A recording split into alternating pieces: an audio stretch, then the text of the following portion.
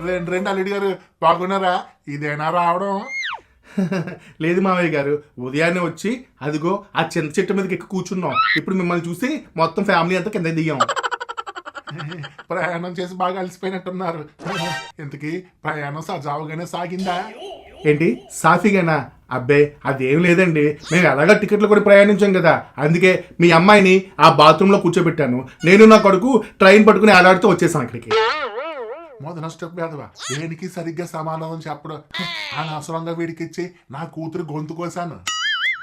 అరే మామ, ఏంట్రా వీళ్ళు ఆ పందెం పుంజుల్లో కొట్టు చచ్చిపోతున్నారు? అసలు మా వాళ్ళులేనా వీళ్ళిద్దరు? అరే మామ, నువ్వేం కంగారు పడకు. నువ్వు చూసింది ట్రైలర్ మాత్రమే, సినిమా ఇంకా చాలా ఉంది. అయినా మా తాతయ్య చెన్నింటోడేం కాదు. చూస్తుండు మా నాన్న ఎలా టార్చర్ పెడుతుంటాడు. అరే మామ, నిజం చెప్పరా, మీ ఫ్యామిలీలో అందరూ వంకర తింకరగానే ఉంటారా?